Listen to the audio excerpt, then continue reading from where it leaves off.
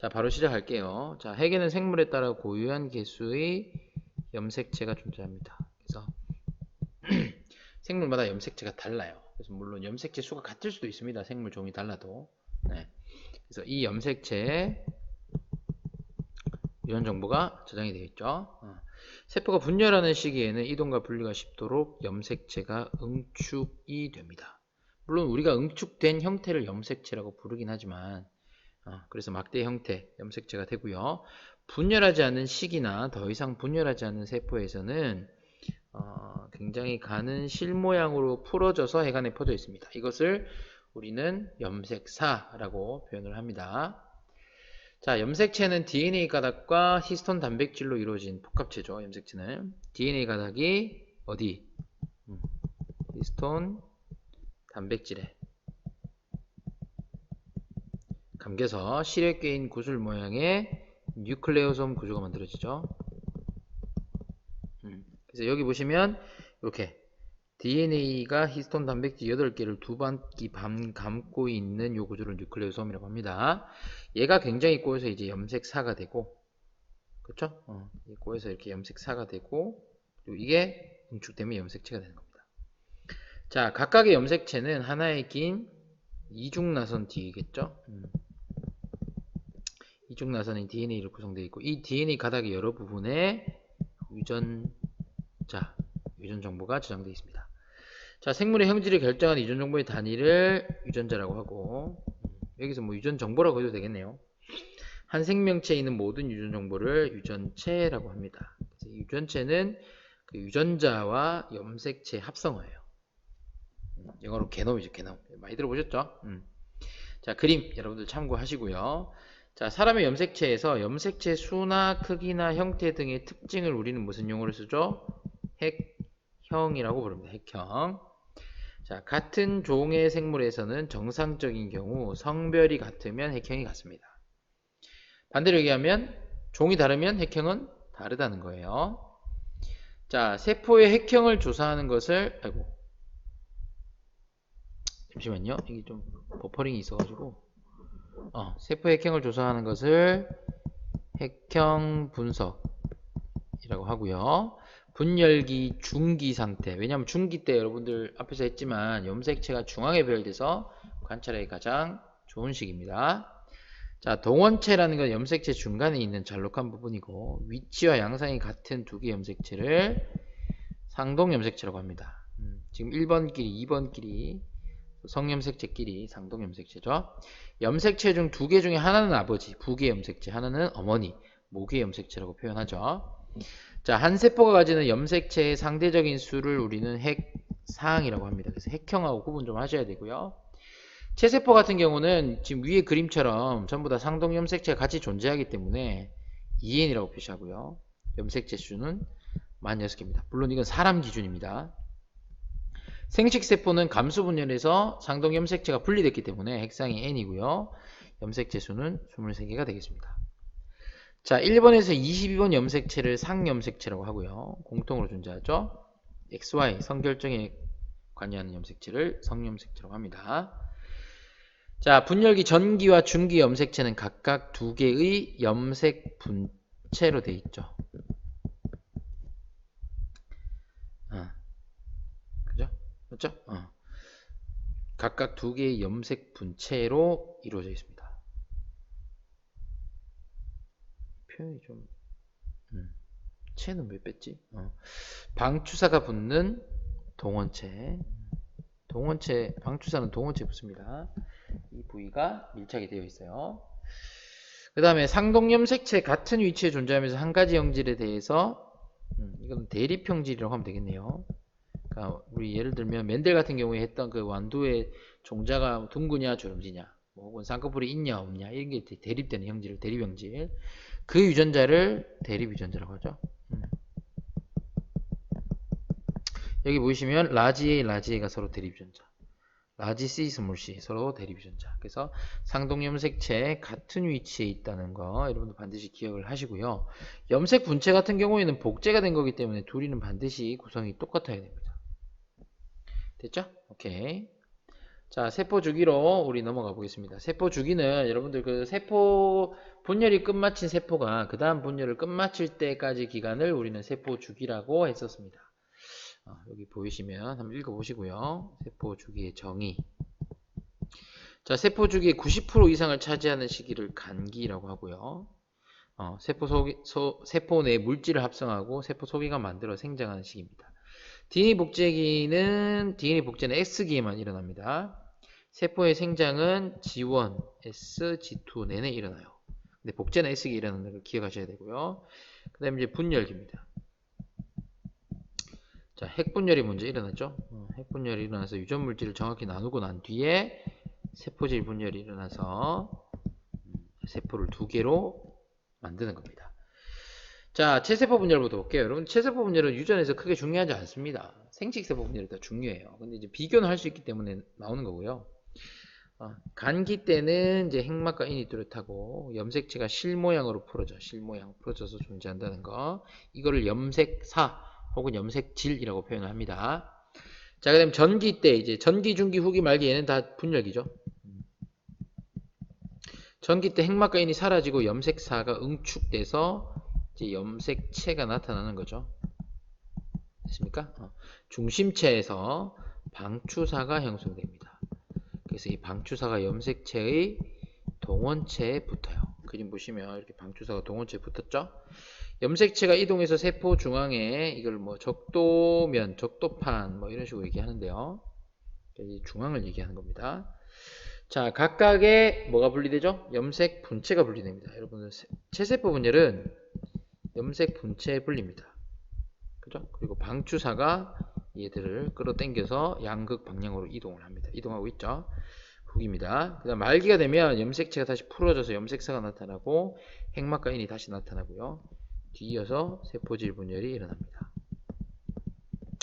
그래서 여러분들 체세포 분열은 결국 그 분열되기 전이나 후에 유전적 구성이 똑같고요. 그 세포 수만 2배 늘어나는 겁니다. 자, 세포질 분열 같은 경우에는 우리가 자세한 과정을 하진 않고요. 동물과 식물의 차이만 알면 된다고 했습니다. 동물은 세포질이 안쪽으로 함입되어 세포질이 나누어지는 반면에 세포부를 가지고 있는 식물 세포는 중심 부위에서 세포판이 형성되면서 안에서 바깥쪽으로 세포질이 나누어집니다. 그리고 이 세포판에서 새로운 세포벽을 만들어서 두 개의 딸세포가 된다는 거 기억하시고요. 자, 이제 중요한 생식세포 분열입니다. 생식세포 분열은 굉장히 중요합니다. 워낙 중요하니까 빨간색으로 한번 써볼까요? 유성생식을 하는 생물이 생식세포를 형성할 때, 정자난자를 만들 때 염색체 수가 반으로 줄어드는, 그래서 우리는 감수분열이라고 해도 좋습니다. 염색체 수가 반감된다고 해서 생식세포 분열의 말과 감수분열의 말은 동의어입니다. 자, 감수분열은 2번 연속 핵분열을 해요. 그래서 전기, 중기, 후기, 말기, 감수 1분열 때 일어나고 뒤이어서 바로 감수 2분열 전중 후말이 일어납니다. 그림 참고하시고요. 자, 감수 1분열 볼게요. 전기 때 이제 똑같습니다. 체세포 분열 전기가 똑같아요. 핵막이 사라지고 염색사 응축되고, 근데 차이는 상동 염색체가 튀어나오는 게 감수 1분열 전기와 체세포 분열의 차이라고 보시면 됩니다. 체세포 분열 전기에는 이가 염색체란 말이 전혀 없습니다. 근데 감수 1분열 전기는 상동 염색체가 접합해서 이가 염색체를 만드는 거. 이게 감수 분열의 가장 중요한 특징이 되겠습니다. 그림으로 따지면 여기 있죠. 붙어서 이가 염색체. 이가 염색체가 지금 떨어지고 있네요. 여기 붙어 있습니다. 자, 이가 염색체가 세포 중앙의 적도판에 배열이 되고요. 중기. 후기 때는 이 이가 염색체의 상동 염색체가 서로서로 분리가 됩니다. 잘 아시겠죠? 이렇게 나누어지고 있는 두 친구의 관계가 상동 염색체입니다. 됐습니까? 말기는 뭐 비슷합니다. 자, 세포질 분열 결과 한 세트, 그러니까 핵상이 n으로 줄었다는 거죠. 두 개의 딸세포가 만들어지고요. 자, 뒤이어 감수 2분열이 바로 일어납니다. 감수 1분열을 마친 뒤 별도의 또 DNA 복제 없이, 즉 간기 없이 바로 감수 2분열이 시작이 됩니다. 자, 똑같이 이제 방추사 형성되고요. 동원체 방추사가 결합을 하겠죠.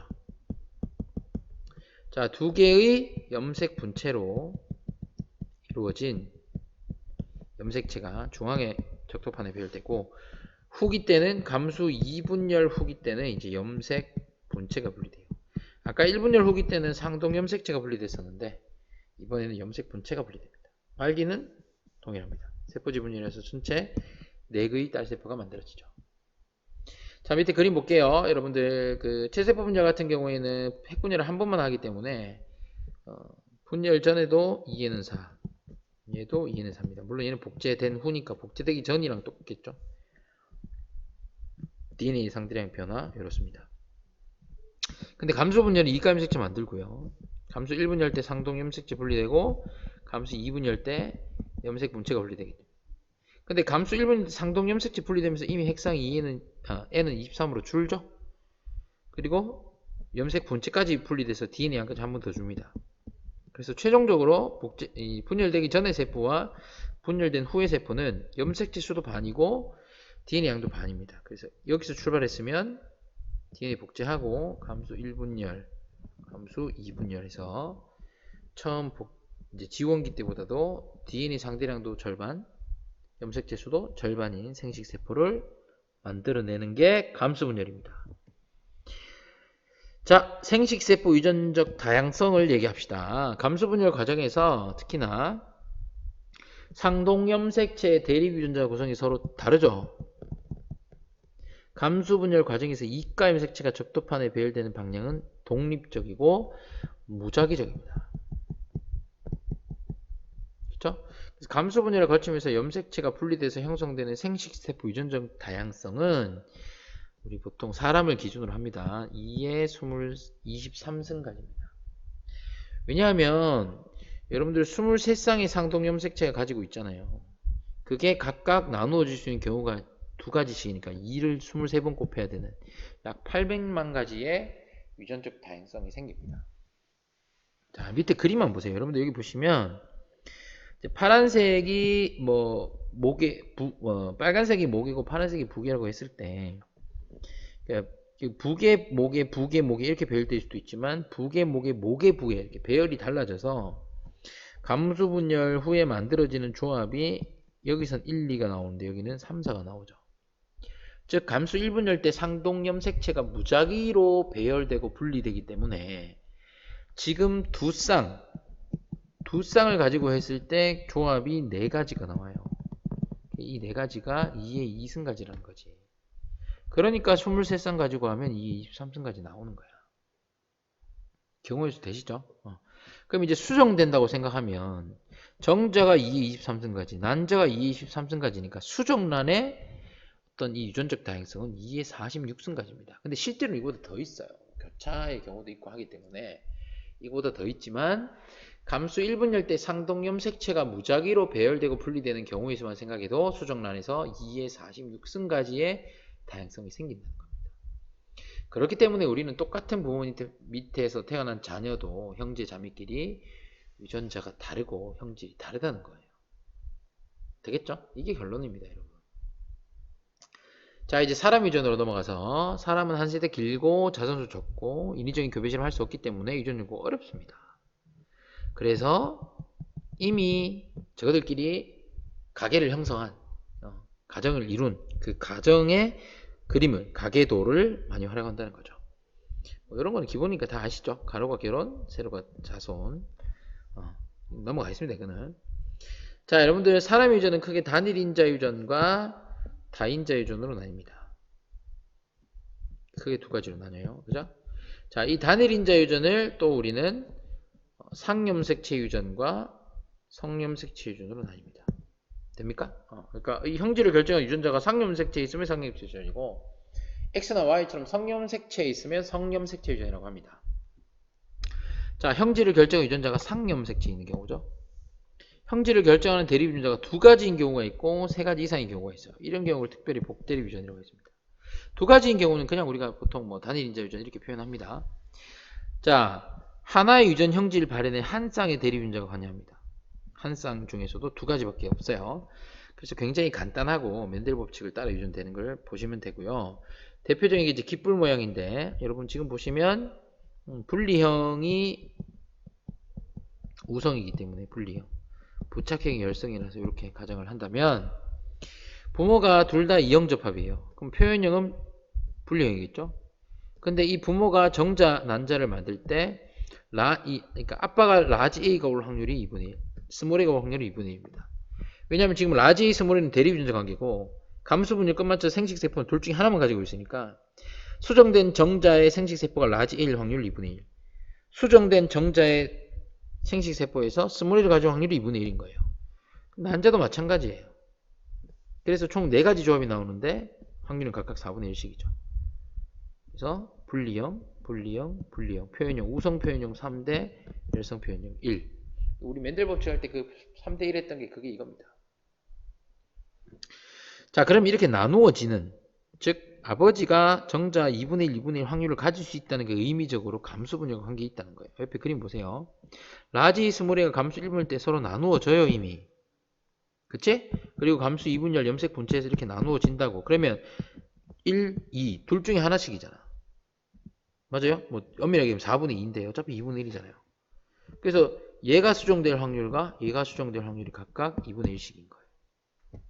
되겠습니까? 그래서 감수분열과 연계가 되어 있다는 점. 자, 가계도 분석 한번 연습해 봅시다. 여러분 보시면 열성형질을 어떻게 판단하냐면, 물론 우리가 분리형이 우성이고 부착형이 열성형을 미리 알고 있지만, 그러니까 이 분리형 부모 사이에서 부착형 자녀가 태어났잖아요. 부모에 없던 형질이 갑자기 태어나면 이게 열성인 거예요. 그래서 분리형이 우성이고 부착형이 열성이다. 얘를 라지 A, 얘를 스몰 A로 표현하자. 그렇죠? 그럼 열성 형질은 부착형입니다. 유전자형은 열성 다 똑같이 적으면 되죠. 그럼 얘는 스몰 A, 스몰 A 가지려면 둘 중에 하나 있어야 되고, 둘이 표현형은 분리형이니까 2형 접합니다. 7은 이 부모만 보면 알 수 없는데 밑에 자녀를 보면 10번 같은 자녀를 줘야 되기 때문에 라지 스몰 A를 하나 갖고 있어야 돼요. 얘는 라지 스몰 A죠. 여기도 마찬가지입니다. 스몰 A 둘 다 나오려면 본인이 스몰 A 하나 줘야 돼요. 라지. 여기도 하나가 왔겠죠. 이렇게 됩니다. 끝. 자, 형질 결적 대립 유전자가 3가지 이상인 경우를 복대립 유전이라고 하는데, 이 복대립 유전은 여러분 보시면 대표적인 게 ABO식 혈액형이에요. 자, 그래서 우리 대립 유전자 이렇게 표현하는데 선생님 편의상 이렇게 많이 쓴다 그랬죠? ABO로. 그래서 AB는 우열 관계가 없고요. O에 대해서는 우성입니다. 자, 그래서 어떤 그 혈액형을 결정하는 특정 어떤 염색체에 특정 위치의 유전자가 존재해요. A형 같은 경우는 유전자형으로 따지면 AA 혹은 AO가 나올 수 있고요. B형은 BB 혹은 BO가 나올 수 있고, AB형 유전자형이 AB 하나밖에 없고 O형도 하나밖에 없어요. 그래서 ABO식 혈액형은 표현형은 4가지인데 유전자형은 6가지가 나옵니다. 자, 그럼 이게 왜 복대립 유전이냐? 개체를 따로따로 봤을 때는 어차피 염색체가 한 쌍이라서 유전자를 한 가지 혹은 2가지밖에 못 가져요. 얘들은 위에는 한 가지인데 밑에는 유전자가 2가지잖아요. 그러니까 개체 한 명을 봤을 때는 결국 한 쌍이기 때문에 얘도 한 쌍이 결정하는 거거든요. 단일 인자 유전이니까.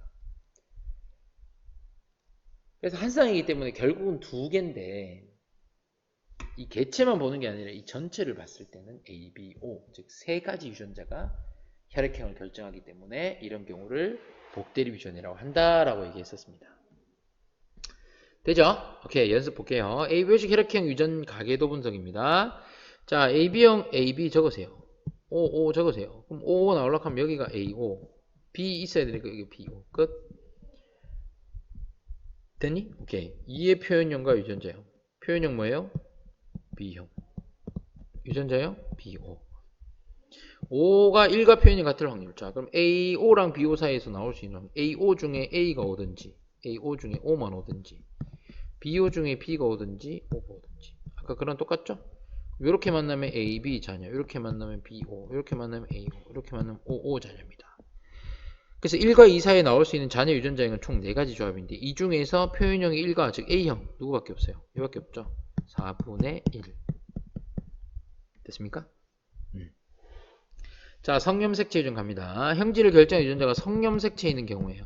X 혹은 Y 둘 다 됩니다. 그리고 이 성염색체 유전을 우리는 다른 말로 반성유전이다 라는 말도 썼었어요. 자, 여자와 남자는 발음이 안 돼. 성염색체 구성이 다르기 때문에 이런 유전자로 결정되는 형질은 남녀에 따라 나타나는 빈도가 다릅니다. 대표적인 예가 정록생명이에요. 정록생명은 X 염색체상의 유전자가 존재합니다.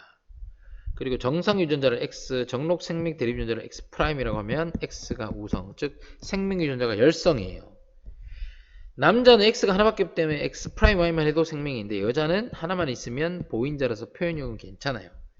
그래서 여자의 경우에는 생명 유전자 X' 둘 다 가지고 있어야지만 생명이 드러납니다. 즉 남자가 여자보다 생명은 훨씬 많습니다. 됐죠? 밑에는 여러분들 보시면 되고요. 아까 우리가 했던 이런 펀의 사각형과 같은 원리입니다. 한번 1번 읽어보시고 외우는 거 아닙니다. 충분히 할 수 있어요. 자, 가계도 분석해 볼게요. 자, 열성 형질은 뭐냐? 3, 4, 8 보세요. 정상 사이에서 생명이 나왔기 때문에 생명이 열성 형질입니다. 자, 이번에 쌤 표현을 좀 다르게 볼게요. 자, 정상 유전자를 라지 A, 생명 유전자를 스몰 a로 볼게요. 그리고 염색체상의 첨자로 표현하겠습니다. 7과 8 사이에서 자녀가 태어날 때 이 아이가 정록 생명일 확률을 구해 보겠습니다. 일단 우리 연습이니까 모든 이 가계원들의 유전자 약을 한번 다 써볼게요. 남자부터 합니다. 자, 정상이니까 이렇게 쓰면 되겠죠? 생명이니까 스몰 a, 정상이니까 y. 잘못했다, 그치? 이 사람 생명이잖아, 그쵸? 스몰 a, 정상, y 이렇게 씁니다. 그 다음에 여자 중에 생명이 여자는 쉬워요. 생명 대립 유전자 둘 다 가지고 있으면 됩니다. 근데 이제 다른 여자 같은 경우에 자 6번 딸이 나오려면 1번은 무조건 본인이 스몰 a 하나 가지고 있어야 돼요. 근데 본인 표현이 괜찮으니까 이 사람 보인자라는 거지. 4번도 마찬가지입니다. 이 아들은 y는 아빠한테 받아요. 그러면 이 x를 엄마한테 받았다는 소리니까 엄마가 스몰 a를 가지고 있는 x가 하나 있고, 근데 본인 표현이 생명이 아니니까 이 엄마도 보인자. 7 볼게요. 7은 일단 딸은 아빠한테 무조건 x를 받습니다. 그래서 스몰 a 있고요. 엄마한테 이걸 받았으면 본인이 생명이었겠죠. 근데 엄마한테 라지 a를 받았으니까 보인자라는 겁니다. 자, 그럼 요 7과 8 사이에서 자녀가 태어날 때 이 아이가 정록 생명의 확률 볼게요. 7 같은 경우는 A라는 염색체가 오든지 스몰 a라는 염색체가 올 수 있습니다. 성염색체, 감소분열에서. 8은 스몰 a를 가진 X 염색체가 올 수 있고 Y 염색체가 올 수 있어요. 요렇게 만나면 딸내미죠. 보인자 딸내미. 요래 만나면 생명 딸내미. 요래 만나면 정상아들. 요래 만나면 생명아들. 그래서 넷 중에 요 둘이 생명이니까 2분의 1이 되겠습니다. 할 수 있겠죠? 오케이. 자, 가계도 분석하는 방법.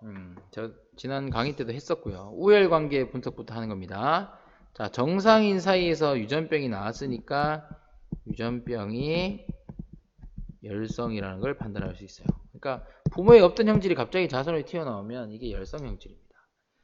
자, 상인지 성인지 판단하라. 모자 여부 선생님 알려줬죠? 열성으로 하면 됩니다. 엄마가 열성 표현형일 때 아들이 열성 표현형인지. 지금 엄마는 열성 표현형이 아니죠. 열성이 우성이 유전병이니까요. 그럼 이거 보면 되죠. 딸이 열성 표현형일 때 아빠가 열성 표현형인지. 딸은 열성 표현형 유전병이 맞는데 아빠는 유전병이 아니야. 성립을 안 하니까 뭐야? 상염색체 유전이다. 이렇게 판단하면 됩니다. 이 모자 여부가 성립이 하나라도 안 하면 상염색체 유전이고요. 다 성립하면 성염색체 유전의 확률이 매우 높습니다. 그래서 성으로 놓고 풀면 돼요. 그쵸? 가족 구성하는 유전자형 판단하기. 뭐 간단하죠. 정상을 라지 A, 유전병 유전자를 스몰 a라고 선생님이 가정한다면 너무 A만 하니까 지겹나? B로 해볼까? B로 한번 해보자. 자, 그럼 유전병 여자 지금 상염색체니까 스몰 B 쓰면 되고요. 그럼 이것들이 부모가 하나씩 가져야 되죠. 본인들은 표현력이 괜찮으니까 이형접합. 그럼 이 아들은 몰라요. 됐죠? 일단 표현형이 정상이니까 라지 B는 둘 중에 누구든지 하나 받아야 되고 나머지 하나는 라지 B일 수도 있고 스몰 B일 수도 있다. 이렇게 판단하시면 됩니다. 자, 넘어가서 이제 다인자 유전을 하겠습니다. 여러분 앞에서 했던 단일인자 유전은 한 쌍의 유전자에 의해서 하나의 형질이 결정되는 건데 얘는 여러 쌍입니다. 여러 쌍의 유전자에 의해서 하나의 형질이 결정되는 게 다인자 유전이에요. 피부색, 키, 몸무게 등과 같은 다인자 유전 형질은 표현력이 굉장히 다양하게 나타납니다. 왜? 유전자가 여러 쌍 많으니까요. 그리고 환경 요인을 받는 경우도 많습니다. 키나 몸무게 생각해보세요. 피부색도 그렇고 전부 다 환경 요인도 받죠. 유전적으로 타고나는 것도 있지만 자, 사람 피부색 다인자 유전 모델 수능에 딱 요 유형밖에 안 나온다 그랬어요. 세 쌍이 결정하고요. 대문자의 수에 의해서만 결정된다. 즉 종류는 관계없다. 이런 거 앞에서 다 했었습니다. 자, 위 그림에서 자손 2대의 표현형이 1대와 같을 확률 어떻게 했었어요?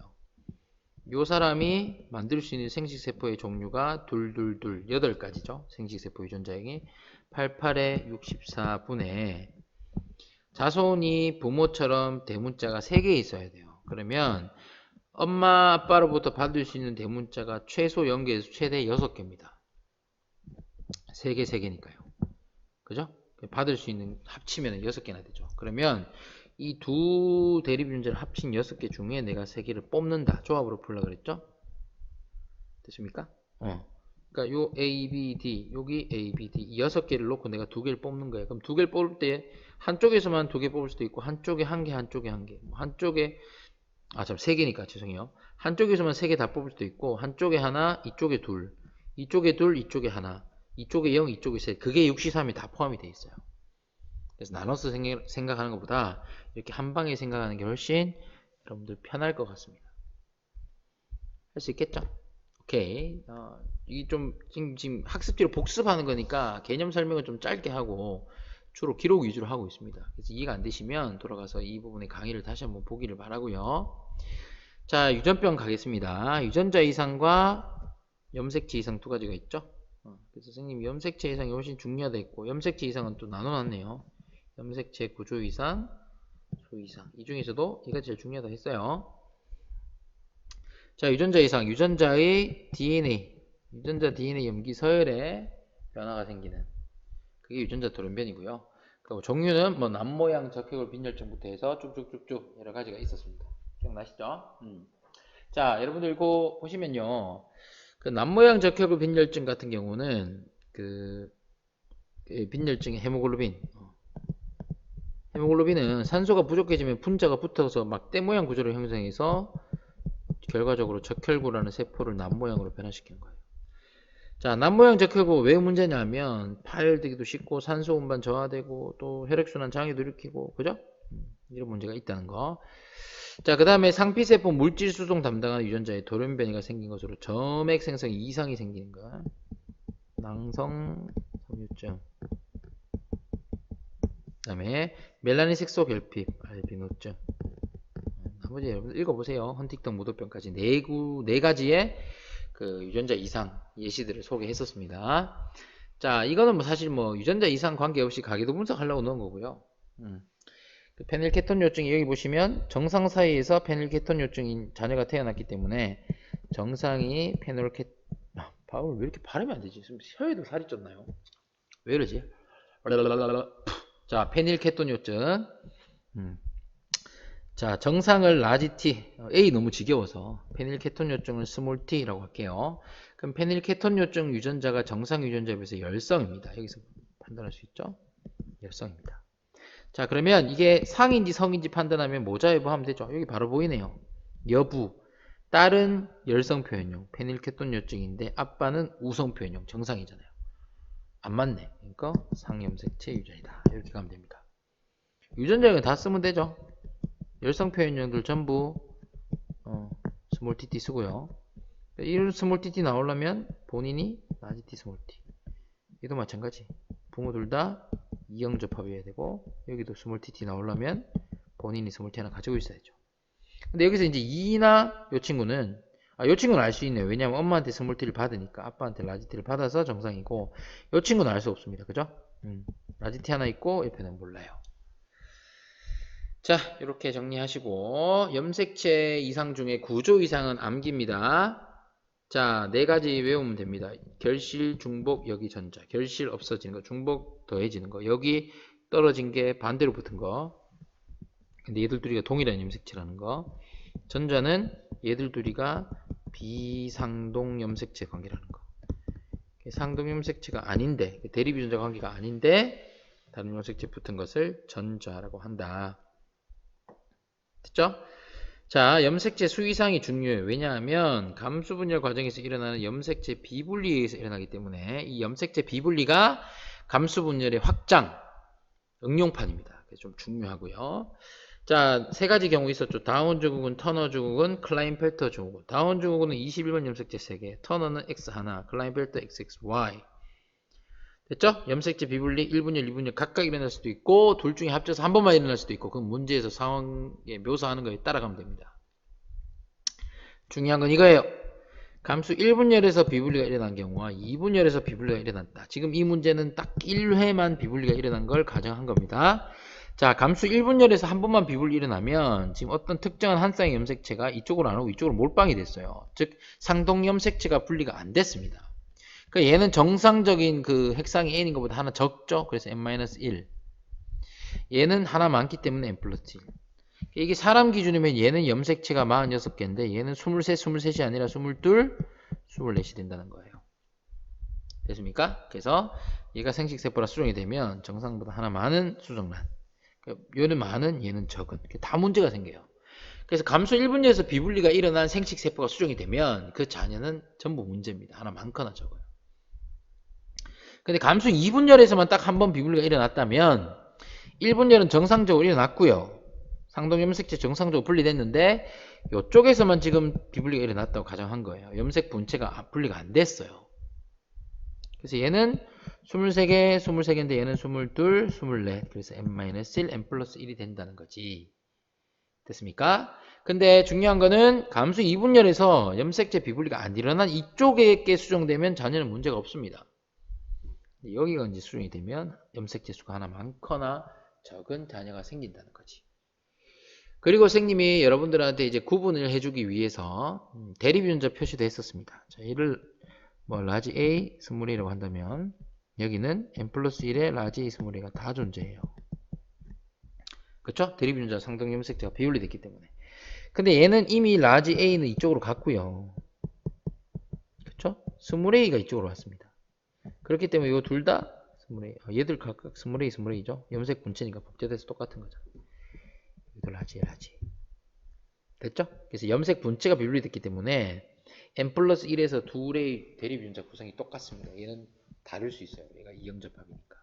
물론 시작을 동영접합으로 하면 똑같겠죠. 근데 그건 구분이 안 되기 때문에 이런 식으로 묘사를 하는 경우가 많습니다. 비분리 여러분들 잘 하셔야 돼요. 자, 연습 한번 해볼게요. 정록생명 유전과 성염색체 비분리. 자, 정록생명은 대립윤자 라지 스몰 A 완전 우성. 자, 우리 7, 8, 9 보니까 정상 부모 사이에서 생명이 태어났으니까 생명이 열성유전이다. 확인했죠? 자, 3과 6을 제외한 나머지 사람 3과 6은 핵형이 정상이 아니란 말입니다. 핵형이 정상이란 말은 염색체 수, 모양, 크기가 정상이란 소리. 됐어요?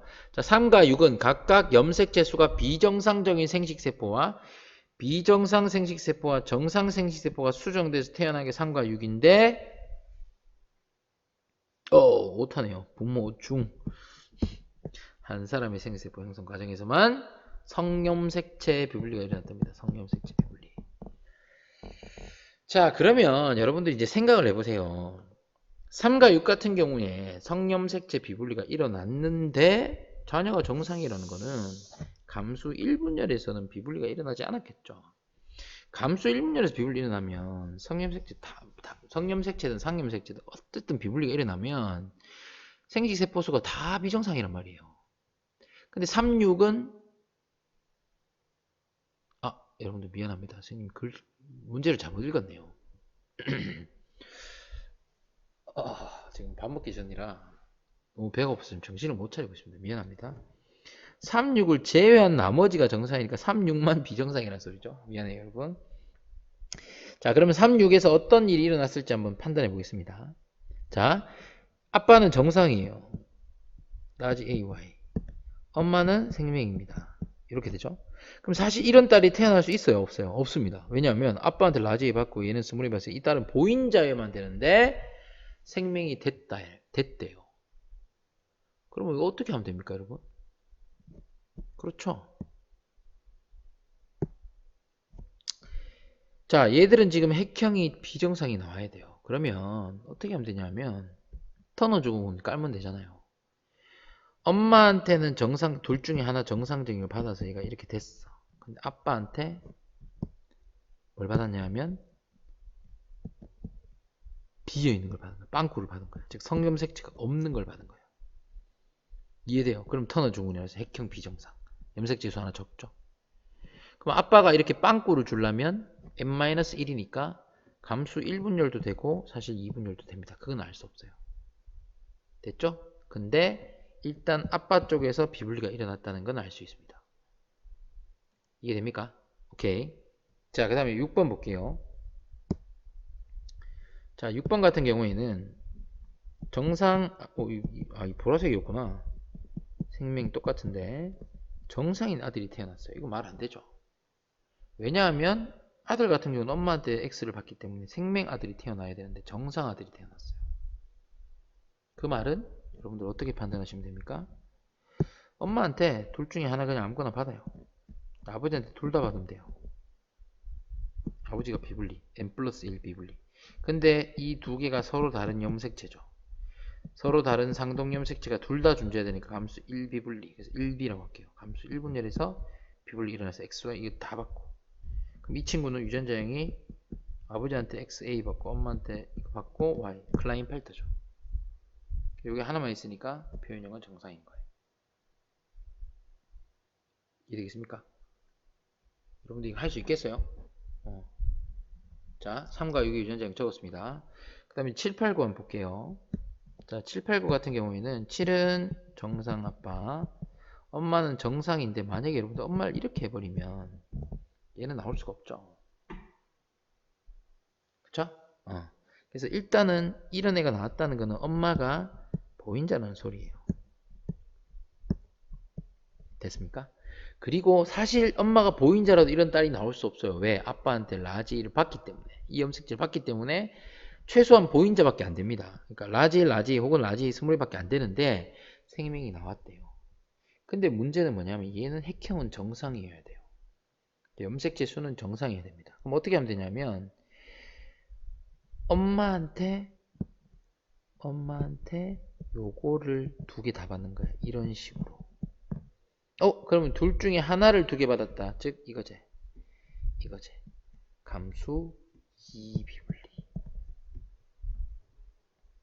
되겠습니까? 그리고 9 같은 경우는 염색체 수가 비정상적인 정자와 염색체 수가 비정상 난자 둘 다 비분리 일어났어야 돼요. 왜냐하면 엄마한테 지금 n+1 받았으면 아빠한테는 빵꾸 n-1을 받아야 돼요. 없는 거. 그럼 아빠는 감수 1분열에서 일어났을지 2분열에서 비분리 일어났을지 모르지만 성염색체 없는 빵꾸 n-1을 줘야 되고 엄마는 2비분리 일어난 n+1을 받아서 요렇게 돼야 됩니다. 그럼 얘는 생명인데 핵형은 정상일 수 있죠. 이해되겠습니까? 자, 그럼 답은 9가 태어날 때 8의 난자. 엄마는 감수 2분열에서 비분리가 일어났다. 아버지는 알 수 없어서 안 물어봅니다. n-1은 그죠? 감수 1에도 n-1이 있고 1b도 2b도 n-1이기 때문에 안 물어보고요. 아까 쌤이 얘기했잖아요. n+1은 이 구성을 보고 2분열 비분리인지 1분열 비분리인지 물어본다니까. 됐습니까? 오케이. 자, 요거 여러분들 이 정도 할 수 있으면 비분리를 어느 정도 이해했다고 보시면 되겠습니다.